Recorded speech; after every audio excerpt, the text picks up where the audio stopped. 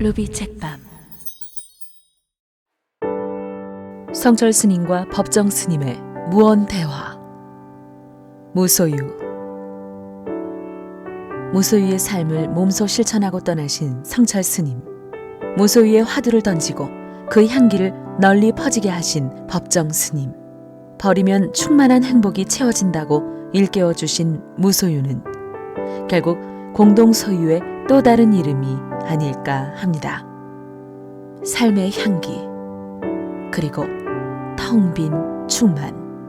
지은이 김세중, 출판 스타북스, 낭독 성우 루비.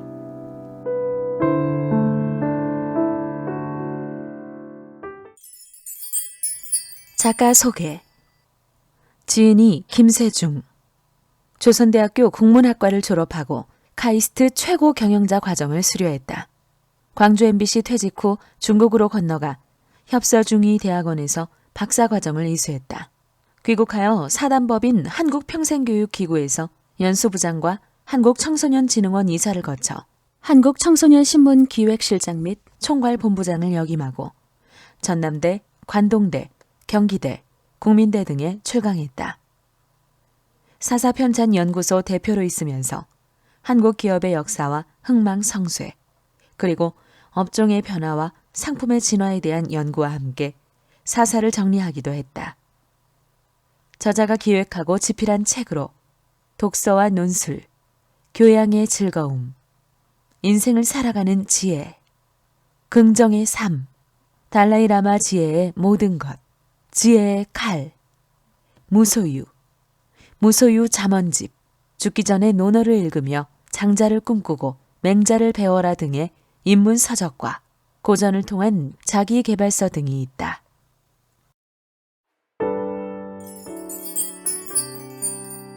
법정 스님의 잠언록. 무소유란 아무것도 갖지 않는다는 것이 아니라 불필요한 것을 갖지 않는다는 뜻이다. 우리가 선택한 맑은 가난은 부보다 훨씬 값지고 고귀한 것이다. 행복은 결코 많고 큰 데만 있는 것이 아니다.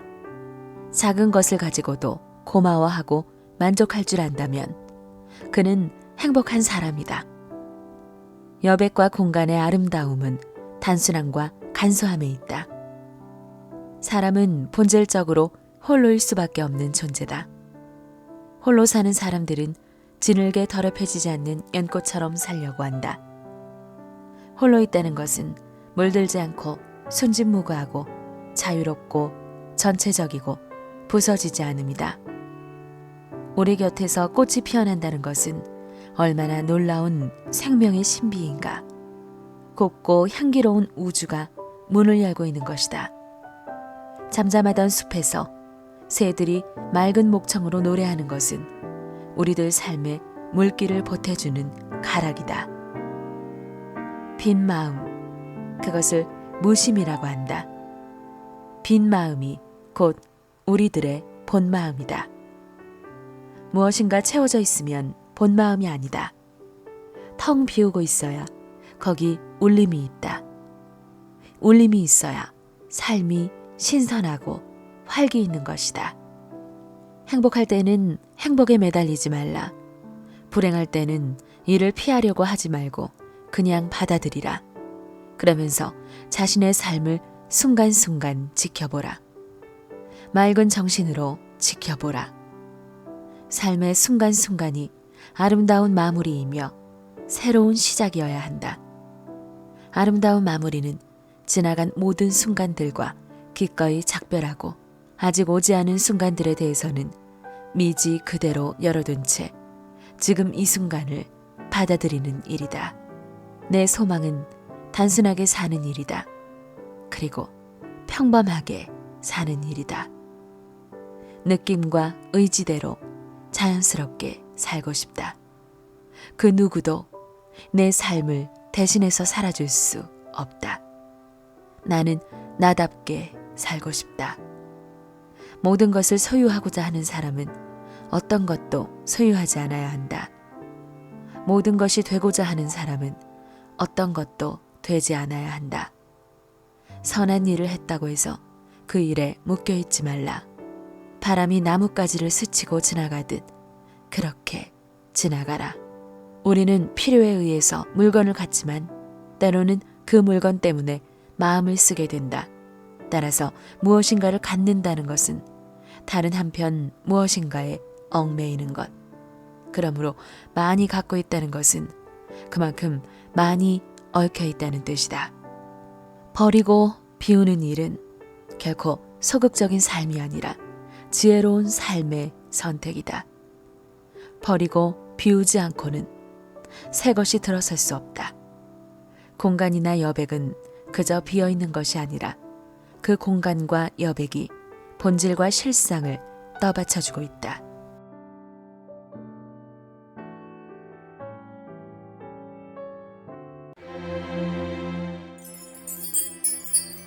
성철 스님의 잠언록.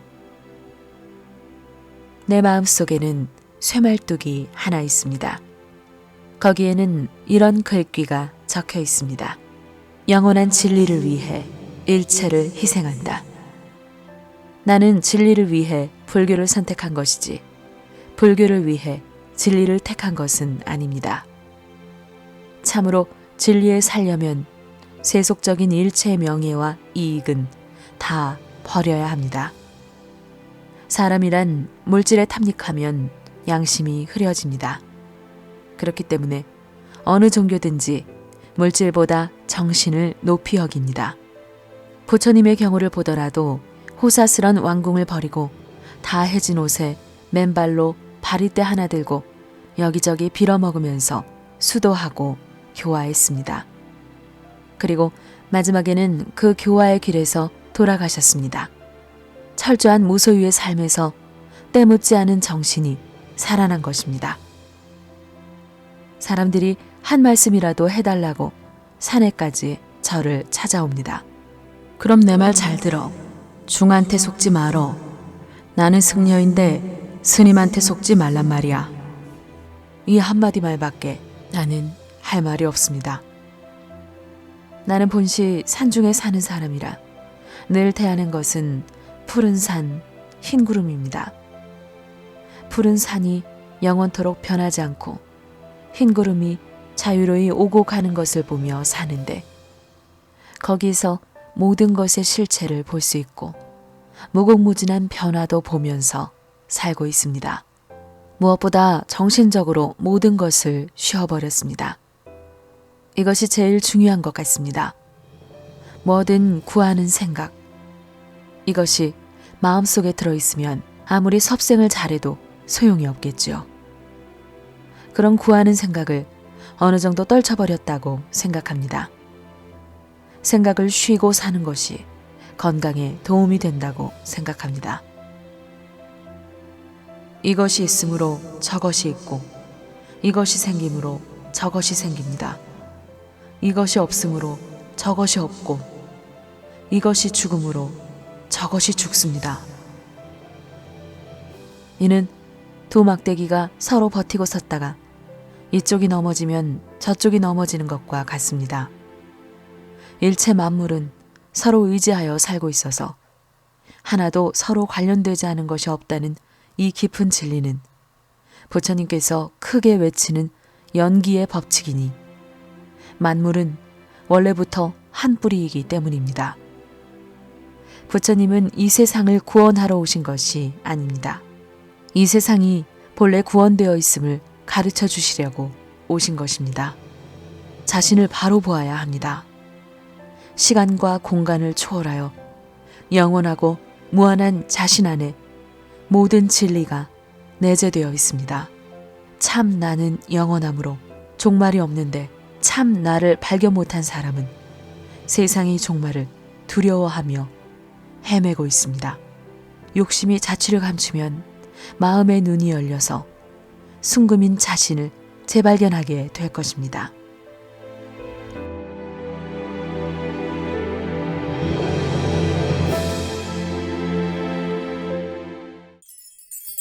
머릿말. 삶의 향기를 마구마구 퍼뜨립시다. 얼마 전 우리 곁을 호련히 떠나신 법정 스님. 한평생 자신에게 엄격하고 검소하게 살기를 원했고 모든 것을 버림으로써 소유와 관계의 노예가 되지 않으려 하셨던 스님의 유언장이 공개되었습니다. 모든 분들께 깊이 감사드립니다. 어리석은 탓으로 제가 저지른 허물은 앞으로도 계속 참여하겠습니다. 내 것이라고 하는 것이 남아있다면 모두 맑고 향기롭게 재단해 주어 맑고 향기로운 사회를 구현하는 활동에 사용토록 해주시기 바랍니다. 감사합니다. 모두 성불하십시오. 그리고 상저에게는 인연이 있어 신뢰와 믿음으로 만나게 된 것을 감사한다. 괴팍한 나의 성품으로 남긴 상처들은 마지막 여행길에 모두 거두어 가려 하니 무심한 강물에 흘려보내주면 고맙겠다. 내가 떠나는 경우 내 이름으로 번거롭고 부질없는 검은 의식을 행하지 말고 사리를 찾으려고 하지도 말며 관과 수의를 마련하지 말고 편리하고 이웃의 방해되지 않는 곳에서 지체 없이 평소에 승복을 입은 상태로 다비하여 주기 바란다. 라고 당부하셨습니다. 법정 스님은 유신 치하에서 민주수호 국민협의회와 함께 유신철폐 개헌 서명운동에 참여하셨다가 어느 날 송광사 부림암으로 내려가 수도에만 전념하셨다고 합니다. 스님은 훗날 송광사 불이람으로 들어간 이유를 민주화 운동을 하면서 박해를 받다 보니 증오심이 생겨요. 순수한 마음에서 이탈하는 게 괴롭고 본래 자리로 돌아가기 위해 산으로 들어갔어요 라고 말씀하셨다고 합니다. 이렇게 법정 스님은 마음까지도 불순한 것이 들어오는 것을 경계하셨겠죠. 우리는 진정한 삶의 가치가 무엇인지 몇몇 성인들이 알려주고 간 것을 잘 알고 있을 것입니다. 석가, 예수, 마호메트 이들은 종교는 달랐지만 하나같이 진정한 삶은 물질적 이득에 있지 않고 타인을 배려하고 사랑하는 것에 있다고 말씀하셨습니다. 성인은 신적인 존재이기 때문에 그들의 말씀을 말로 따라하기는 쉬워도 몸으로 실천하기는 힘들다고 생각할 것입니다. 그래, 신과 보통 사람은 다른 거야 하고 적당히 현실과 타협하려는 사람도 있을 것입니다. 요즘 법정 스님이 입적하시면서 새롭게 무소유에 대한 화두가 사람들의 입에 많이 오르내리고 있습니다. 비워야 한다고 생각하는 사람, 그렇게 말하는 이들은 많았지만 정작 실천으로 보여준 이들이 없었는데 법정 스님이 그런 모습을 잘 보여주었기 때문입니다. 실상 법정 스님보다 더 가난하게 사셨으며 보다 앞서 무소유를 실천한 스님은 성철 스님이라고 할 수 있습니다.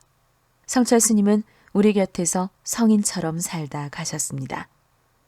스님은 평생을 고무신과 수백 번 꿰맨 두루마기 한 벌로 살다 가셨습니다. 스님은 일체의 무력을 부정하고 참선 수행을 하셨습니다. 성철 스님은 불교에 속하면서도 불교의 교리만 고집하지 않고 오히려 타 종교와의 대화에도 힘썼습니다. 자기만 옳다는 독선과 아집을 부정한 것입니다. 또한 스님은 현대의 물질 중심주의를 질타하셨습니다. 참된 삶은 오히려 가난을 벗삼는 정신에 있는 것이지 만나고 빛난 옷을 입으며 의리의리한 저택에 사는 것에 있지 않다는 것입니다. 성철 스님이 남긴 수많은 말씀이 더욱 빛나는 것은 성철 스님 자신이 몸소 무소유의 삶을 실천했기 때문입니다. 스님은 자기 자신을 위해 절을 하지 말고 남을 위해 3000배 절을 하라고 하셨습니다.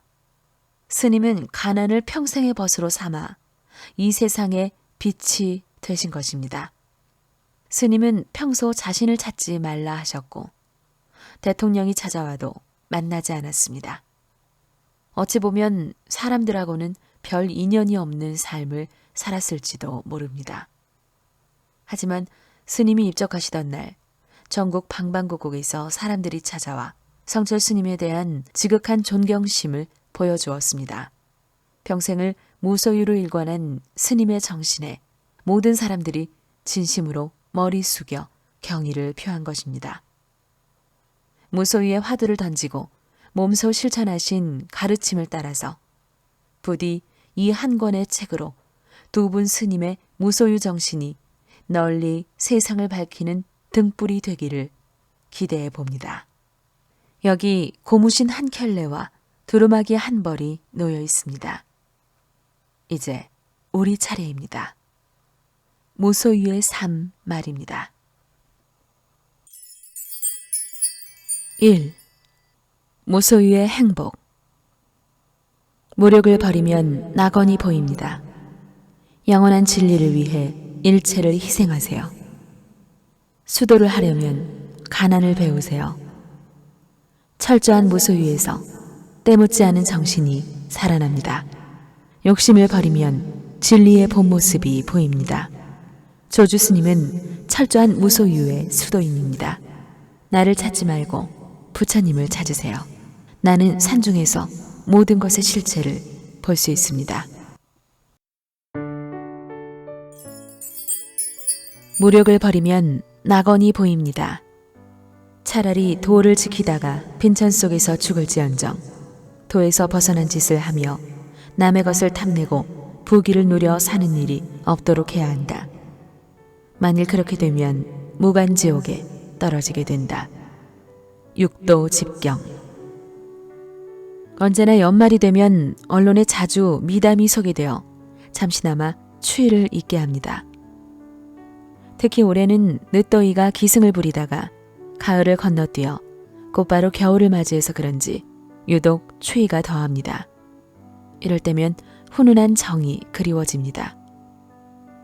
정작 나 자신은 주변에 따스한 관심과 애정을 변변히 주지 못했지만 연말이 가까워오면 유난히 누군가로부터 따스한 정을 받고 싶습니다. 오늘 나는 식당 한켠에서 신문을 펼쳐보다가 가슴 뭉클해지는 기사 한 토막을 발견했습니다. 70대 할머니 전 재산 카톨릭 학원에 기부. 실내에 들어와서도 목도리를 풀지 않았던 나는 자연스레 몸이 더워지는 느낌에 목도리를 풀어 의자에 걸쳐 놓았습니다. 할머니는 평생 파출부 노릇, 하숙집 등을 하며 모은 15억 원 상당의 상가 건물을 카톨릭 학원 측에 기증했다고 합니다. 할머니는 나는 제대로 못 배웠지만 형편이 어려워 공부할 기회를 갖지 못한 학생들을 위해 써달라고 말했습니다. 더욱 감동적인 일은 할머니의 자녀들이 할머니의 뜻을 흔쾌히 허락했다는 것입니다. 할머니는 자녀들에게도 고마움을 표했습니다. 한평생 모은 전 재산을 사회단체나 교육기관에 희사하는 일은 결코 쉽지 않습니다. 대부분은 부를 축적하는데 인생의 목적을 두고 있고 또 그 부를 잣대로 사람의 인격과 행복을 평가합니다.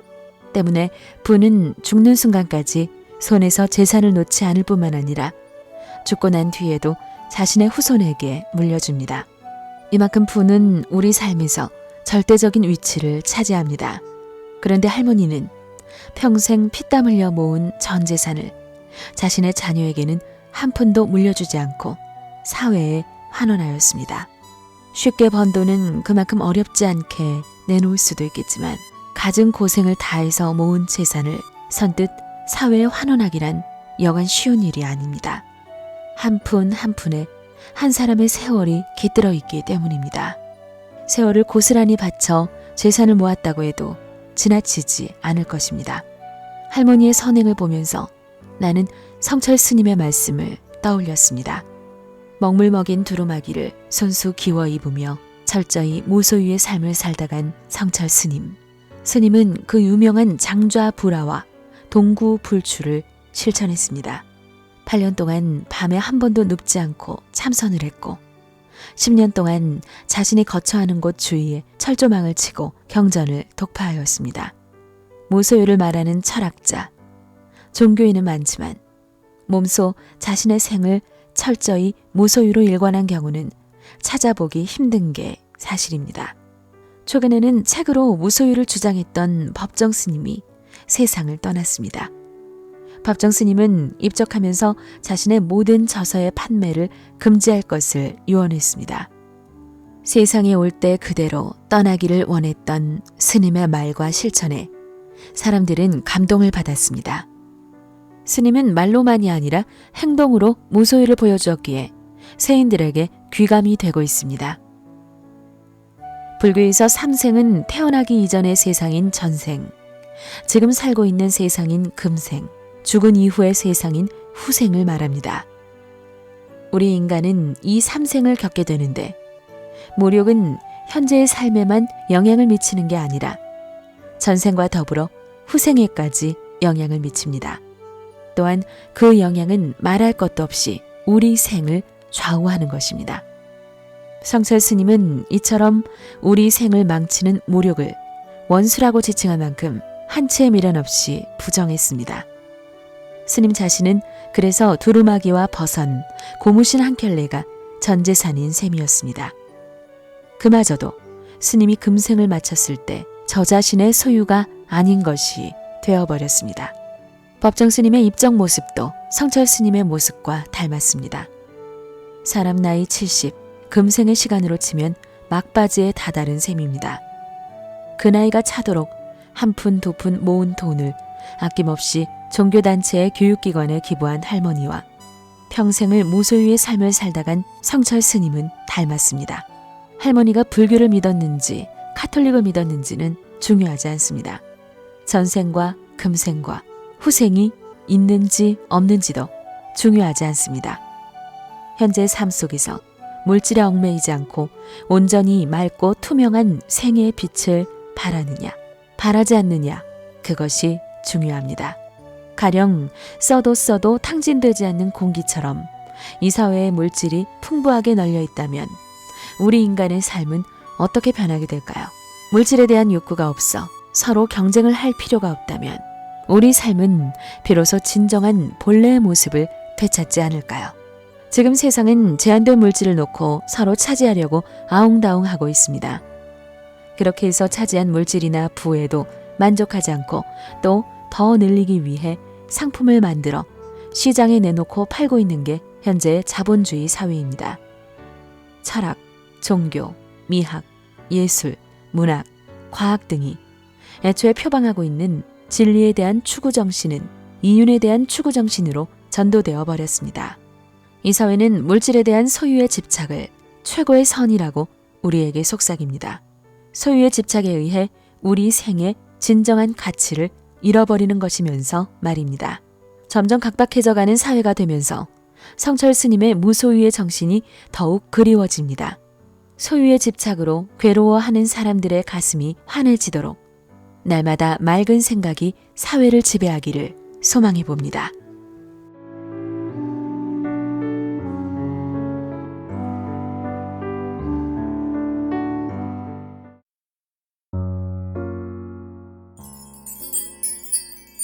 영원한 진리를 위해 일체를 희생하세요. 한 그루의 나무를 자르지 말고 욕망의 숲 전체를 잘라라. 위험은 욕망의 숲에서 생긴다. 욕망의 숲과 잡목을 자르고 욕망에서 벗어난 자가 되어라. 그리고 영원한 자유를 찾으라. 법구경. 요즘 어렵지 않게 들을 수 있는 말 중에 하나가 주객전도일 것입니다. 이 말은 말 그대로 주인과 손의 위치가 뒤바뀌는 것을 의미합니다. 사물의 중요성에 따른 차례가 뒤바뀐 것을 말합니다. 이러한 말이 근래 자주 우리 귀에 들려오는 까닭은 그만큼 이 시대가 심한 가치의 혼란을 겪고 있다는 것을 뜻할 것입니다. 대표적으로 사람보다 돈이 더 우선시되는 현재의 황금 만능주의 사회를 꼬집을 때 주객전도라는 말이 쓰입니다. 사람과 사람의 행복한 생을 위해 도구로서 필요한 것이 돈이지만 이제는 그와 반대로 오로지 돈을 축적하기 위해 생을 탕진할 뿐만 아니라 타인의 권리를 침해하기까지 되었습니다. 이러한 인간과 돈의 가치 전도 현상은 이 사회의 온갖 부정과 비리와 모순 중에서도 가장 앞에 서는 것입니다. 성철 스님도 우리 사회의 가치전도 현상을 꼬집는 듯합니다. 스님은 진리를 위해 불교를 선택한 것이지 불교를 위해 진리를 선택한 것이 아니라고 합니다. 흔히 종교인은 자신의 종교와 진리를 혼동하는 경우가 있습니다. 자신이 믿는 종교만이 진리요, 다른 종교는 진리가 아니라는 생각을 갖고 있습니다. 무슨 신만이 유일한 진리라는 주장이 나오면 다른 종교들은 모두 거짓이 되고 맙니다. 그런데 성철 스님은 불교도 진리 추구를 위한 방편이라고 말합니다. 불교 그 자체가 목적이 아니라 그보다는 진리가 자신의 목적이라고 말합니다. 진리로 가는 가장 적합한 길이 불교라는 것입니다. 이렇게 보면 성철 스님은 불교 외의 다른 종교도 인정하는 것입니다. 기독교나 이슬람교도 다 그것을 믿는 사람에게는 진리를 추구하는 사람의 방편이 되기 때문에 그것들 나름의 가치가 있다고 인정하는 것입니다. 그리고 일단 진리를 추구하려는 결심이 섰다면 그 이외의 것은 한 줌의 모래처럼 다 버리는 자세가 있어야 할 것입니다. 자기가 믿는 종교만이 진리라고 주장하는 종교인들은 알고 보면 세속적으로 가진 부와 명예 그리고 권력을 노리고 있지는 않을까요? 오로지 자신의 종교만 진리라고 우기고 다른 종교를 부인하면 그 자체만으로 이미 권력을 추구하는 셈일 것입니다. 권력은 중심과 주변을 나누는 흑백 논리에서 생겨납니다. 다른 종교들도 너그러이 인정하는 태도, 그 자체가 이미 세속적인 집착을 떨쳐버린 것을 의미합니다. 세속적인 욕심을 완전히 떨쳐버렸으니 다른 종교도 온전히 포용할 수 있을 것입니다. 성철 스님은 특정 종교가 아니라 진리 그 자체를 택함으로써 세속적인 집착을 완전히 버릴 수 있었습니다. 법정 스님이 입적하면서 또 화제가 된 것은 스님과 이혜인 수녀와의 교류였습니다. 자신이 믿는 종교도 중요하지만 타 종교를 인정하는 모습은 세상으로 열린 마음의 발로입니다. 세인들의 존경을 받는 이들은 대부분 이렇게 열린 마음의 소유자였습니다.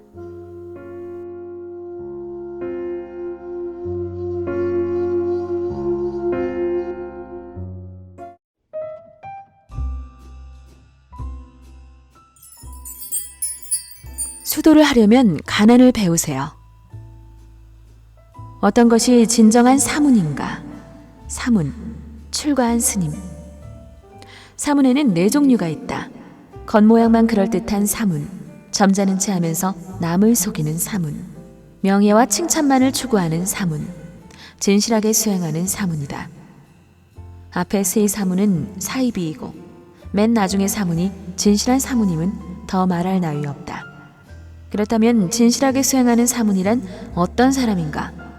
그는 몸이나 생명에 대해서도 바라는 것이 없는데 하물며 자기 이익과 존경이나 명예에 대해서 바라겠는가? 열반도 원하지 않으면서 청빈한 수행자의 생활을 한다. 진리에 귀의하고 사람에게 귀의하지 않는다. 번뇌로부터 해탈을 안으로 구하고 밖으로 찾아 헤매는 일이 없다. 미혹의 바다에서 자기 자신을 성으로 삼고 타인을 성으로 삼지 않는다.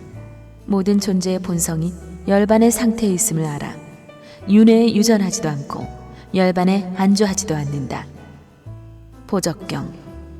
평생 가난을 벗삼아 살다간 성철 스님을 보면 저절로 청빈의 의미를 되새기게 됩니다. 그냥 못 먹고 헐벗은 것이 아니라 의식주 그 자체에 대한 욕심이 없는 상태에서 마음의 평화를 유지하는 것이 진정한 가난이요. 그야말로 청빈이라 할 수 있을 것입니다. 청빈은 그저 맑은 가난이 아니라 그 원뜻은 나눠 가진다는 뜻입니다. 청빈의 상대 개념은 부가 아니라 탐욕입니다. 한자로 탐자는 족의 폐 위에 이제 금자이고 가난할 빈자는 족의 폐 위에 나눌 분자입니다.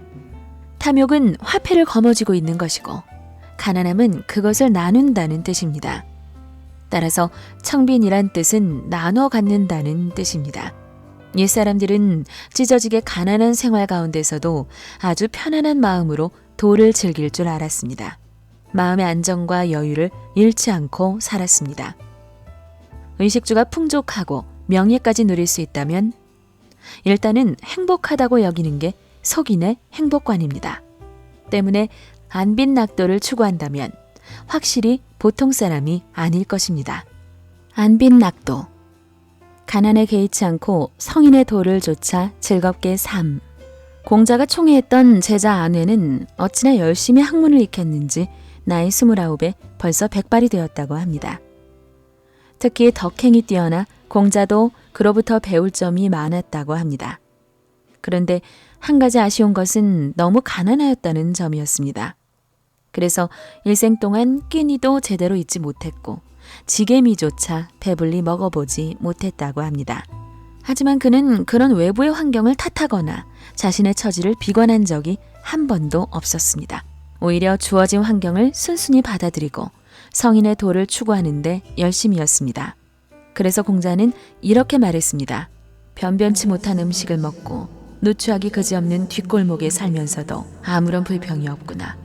가난을 예사로 여기면서도 여전히 성인의 도좇기를 즐겨하고 있으니 이 얼마나 장한가.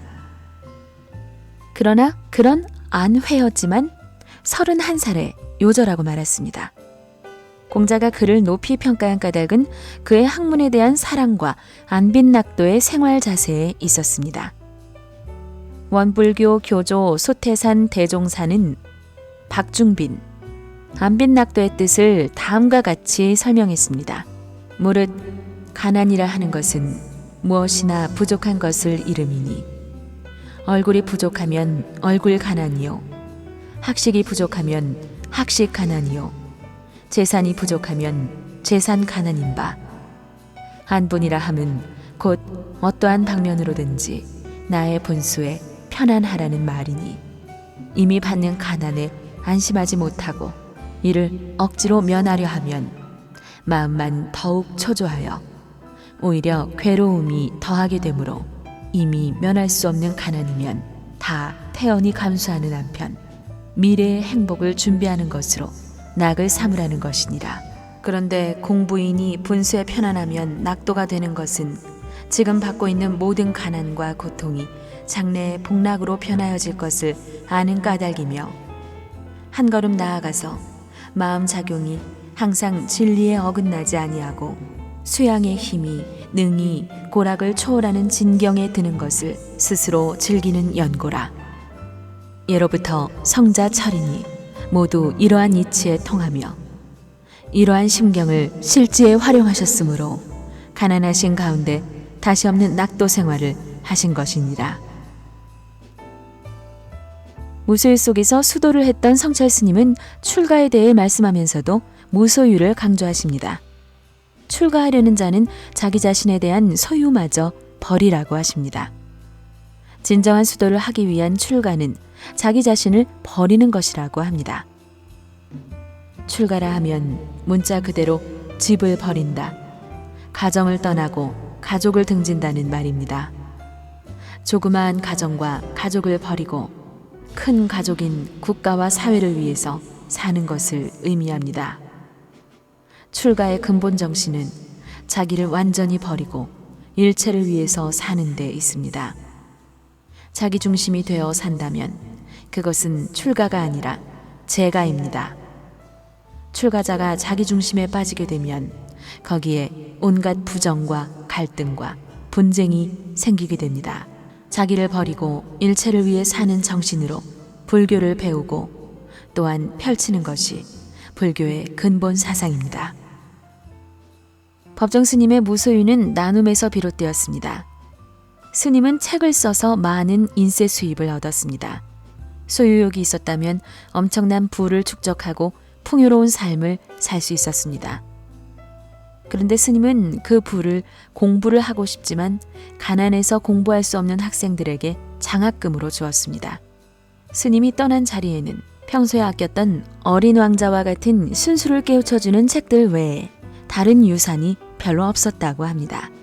무소유는 채워진 것을 다른 이들과 나누어서 비우는 것임을 스님은 깨우쳐 주었습니다.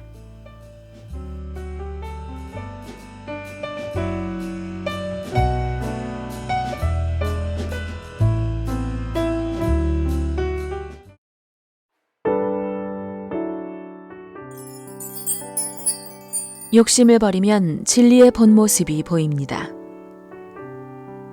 욕심과 분노와 어리석음, 거만함은 마치 4개의 독화살과 같아서 모든 병을 일으키는 근본이 된다. 또한 밖에서 오는 독화살은 막을 수 있지만 안으로부터 오는 독화살은 막을 수 없는 것이다. 아함경. 수세기 전부터 내려오는 많은 문학작품은 욕심이 한 인간을 파멸에 몰고 간다는 사실을 여실히 보여줍니다. 우리나라의 고대 소설 흥부전은 욕심 많은 한 인간이 나중에는 벌을 받는다는 인과응보의 법칙을 가르쳐 줍니다. 셰익스피어가 쓴 베니스의 상인을 보면 욕심 많은 한 사람이 몰락에 이르는 과정을 낱낱이 알 수 있습니다. 너무나 유명한 베니스의 상인의 대강의 줄거리는 다음과 같습니다. 베니스의 상인 안토니오는 친구 바사니오로부터 벨몬트에 사는 포샤에게 구원하기 위한 여비를 마련해달라는 부탁을 받고 가지고 있는 배를 담보로 유대인 고리대금업자 샤일록으로부터 돈을 빌립니다. 그리고 안토니오는 돈을 갚을 수 없을 때에는 자기의 살 1파운드를 제공한다는 증서를 써줍니다. 포샤는 구원자들에게 금, 은, 납의 3가지 상자를 내놓고 자기의 초상이 들어있는 것을 선택하게 했습니다. 바사니오는 납으로 된 상자를 골라잡아 구원에 성공합니다. 그러나 안토니오는 배가 돌아오지 않아 생명을 잃을 위기에 처하게 됩니다.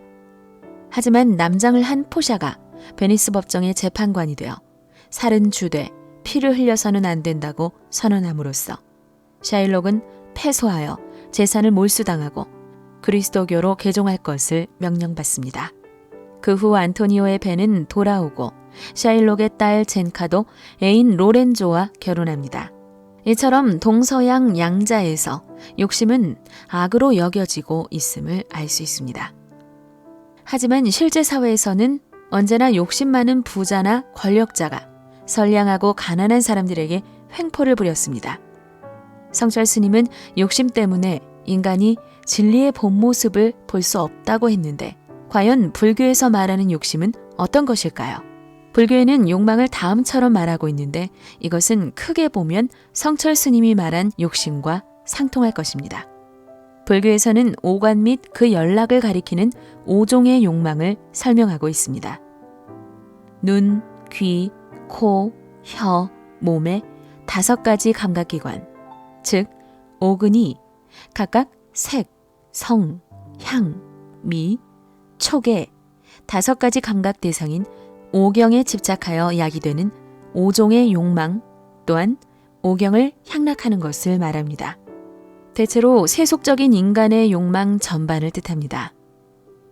인간의 5가지 감각 대상 그 자체는 욕망이 아니지만 욕망을 일으키는 원인이 되므로 오경도 오욕이라고 부릅니다.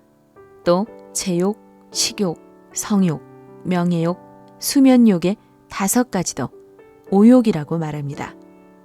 이처럼 불교에서는 인간의 욕심, 욕망을 5가지로 나누고 있습니다. 이것 때문에 우리 인간은 진리의 참모습을 보지 못하고 진흙탕 속에 얼굴을 처박고 있는지도 모릅니다.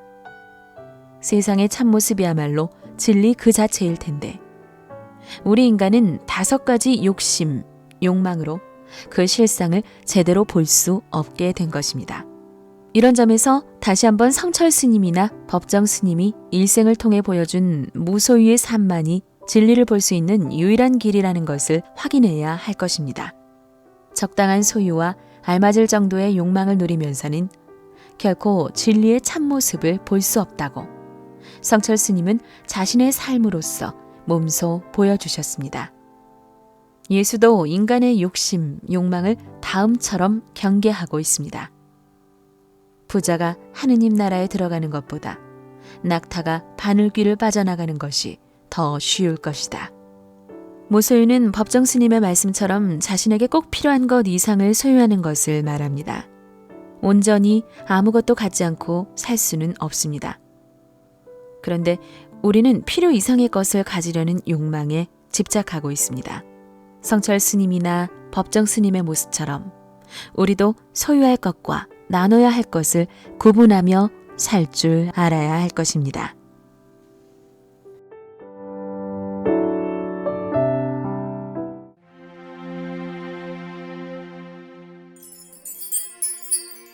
나는 산중에서 모든 것의 실체를 볼 수 있습니다. 우리는 숲속에서 고독하게 살고 있다. 숲속의 나뒹구는 나무 조각같이. 하지만 많은 사람들은 우리를 부러워한다. 지옥에 떨어진 이들이 천상에 사는 이들을 부러워하듯. 장로 개경. 세상에 대한 알매의 방식을 일컬어 인식론이라고 합니다. 과연 인간이 세상의 진실을 온전히 다 파악할 수 있느냐, 그렇지 않느냐에 따라 인식론은 크게 두 흐름으로 나누어집니다. 가령 플라톤 같은 철학자는 이데아라는 독특한 자신만의 개념을 설정해놓고 인간은 현상 너머의 진실인 이데아를 포착해야 한다고 합니다. 인간의 눈이나 귀와 같은 감각기관으로 받아들이는 세상의 모습은 진실이 아니라 다만 그림자에 지나지 않는다는 것입니다. 반면 유물론의 입장에서는 인간의 감각기관에 의해 받아들이는 감각자료가 진실이며 인간은 이를 토대로 더욱 진실을 확보해 나갈 수 있다고 합니다. 인간은 현재보다는 미래의 부단한 인식과 실천의 변증법적 과정 속에서 세계의 진상을 많이 밝힐 수 있다는 것이 유물론입니다. 아직도 이 지구상에는 이 두 가지 인식론으로 갈라진 흐름이 지속되고 있습니다. 큰 줄기의 흐름 안에서 몇몇 새로운 항목을 추가하거나 변경할 뿐입니다. 그런데 이처럼 도도한 인식론의 흐름 안에서 과연 성철 스님은 어떤 쪽에 몸을 담고 있을까요? 성철 스님은 고승답게 보통 사람처럼 감각기관에 의존하지 않은 것으로 보입니다. 성철 스님의 사상은 한마디로 도노돈수로 요약할 수 있습니다. 성철 스님의 도노돈수 사상이 세간에 널리 알려지게 된 것은 1982년에 출간된 선문정로입니다. 이 글에서 처음으로 밝힌 도노돈수란 단번에 깨닫고 단번에 닦는다는 의미를 뜻합니다. 그 이전까지는 보조국사가 가르친 점차적으로 깨닫는다는 의미의 도노점수가 널리 신봉되고 있었습니다. 요즘 우리나라의 선방을 보면 보조국사의 잘못된 초기 저작만 보고 도노점수를 주장하는 사람들로 꽉 찼습니다. 도노점수를 선사상이라고 주장하는 사람은 보조스님을 잘 모르는 사람입니다. 800년이 지난 지금까지 도노점수가 선종사상이라고 주장한다면 보조국사가 웃을 일입니다. 이처럼 강력하게 도노돈수를 주장한 성철 스님이 도달한 구경각은 어떤 경지일까요? 구경각, 깨달음. 말 그대로 보통 인간과는 차원이 다른 경지를 말합니다. 가령 사물에 대한 인식론 면에서 보더라도 굳이 알을 구하지 않아도 모든 것을 자연히 알게 되는 것을 말합니다. 신통력이라는 관점에서 성철 스님의 경지를 한번 들여다보는 것도 의미가 있을 것입니다.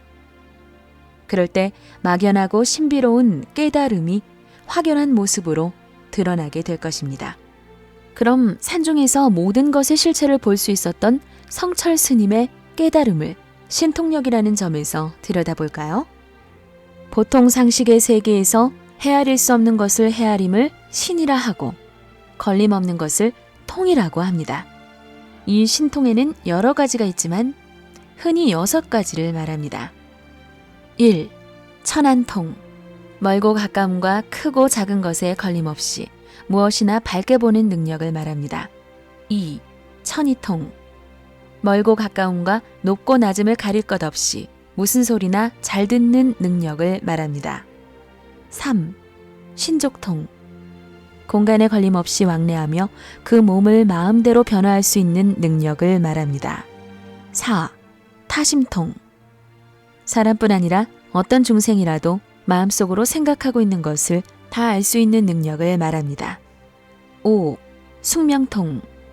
자기뿐 아니라 육도에 윤회하는 모든 중생들의 전생, 금생, 후생 일을 다 아는 능력을 말합니다. 6. 누진통. 번뇌 만상이 완전히 끊어진 자리로 비로소 부처의 경지에 오른 것입니다.